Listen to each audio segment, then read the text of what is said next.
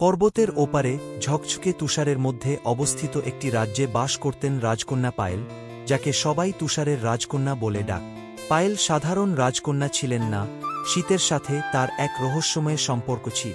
তার ঝকঝকে সাদা পোশাক তুষার ফুল দিয়ে তৈরি বলে মনে হত, এবং তার লম্বা রূপলি চুল আলোতে ঝিকমিক করত।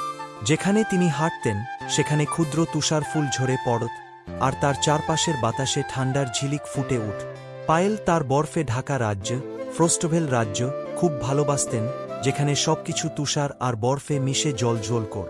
কিন্তু তার সবচেয়ে বড় আনন্দ ছিল তার রাজ্যের শিশুদের খুশি দেখা। প্রতি শীতে শিশুরা অধীর আগ্রহে তুষার উৎসবের অপেক্ষা করত, যা পায়েল নিজে আয়োজন করতে।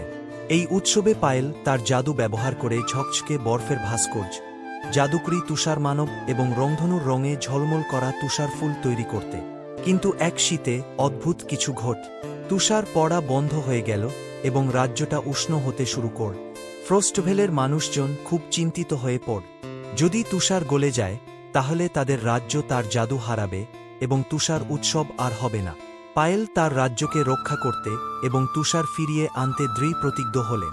তাই তিনি শীতের আত্মা, একজন প্রাচীন সত্তা যে দূতগুলি নিয়ন্ত্রণ করেন বলে জানা যায়, তাকে খুঁজে বের করার জন্য যাত্রা শুরু করলেন। তার বিশ্বস্ত সঙ্গী একটি জ্ঞানী তুষার পেঁচা লুনাকে নিয়ে পায়েল শীতের অরণ্যের গভীরে পা বাড়ালেন। যাত্রাটি কঠিন ছিল, তবে তিনি সাহসী ছিলেন। পথে তিনি তুষার পরীদের সাথে দেখা করলেন, যারা তাকে একটি স্ফটিক তুষার ফুল উপহার দিই।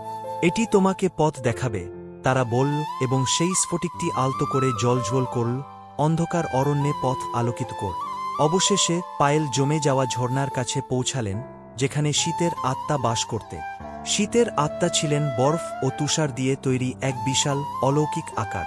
পায়েল আত্মার সামনে নত হয়ে তার রাজ্যের সমস্যার কথা জানালেন। দয়া করে তিনি বললেন, ফ্রস্টভেলে তুষার ফিরিয়ে দিই। তুষার ছাড়া আমার মানুষদের আনন্দের জাদু হারিয়ে যাবে। শীতের আত্মা নিচে তাকিয়ে আলতো করে হাসলেন। তুমি তোমার সাহস, মমতা ও তোমার মানুষের প্রতি ভালোবাসা দেখিয়েছ পায়েল। এজন্যই আমি ফ্রস্টভেলে তুষার ফিরিয়ে দেব।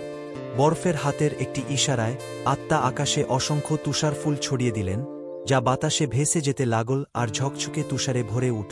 যখন পায়েল ফ্রস্টভেলে ফিরে এলেন তখন আবার তুষার পড়তে লাগল, আর রাজ্য আগের মতো ঝলমল করতে লাগ।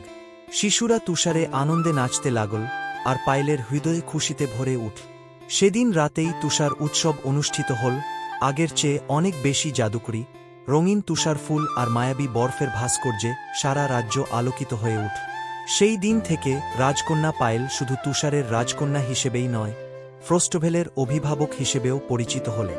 প্রতি শীতে তিনি শীতের আত্মাকে ধন্যবাদ জানাতে যেতেন এবং তার তুষারঢাকা রাজ্যের জাদুকে পুনরুদ্ধার করতেন, নিশ্চিত করতেন যে ফ্রস্টভেল চিরন্তন শীতের রাজ্য হিসেবে থেকে যায়, যেখানে তুষার ফুল নাচে এবং জাদু চিরকাল বিদ্যমান।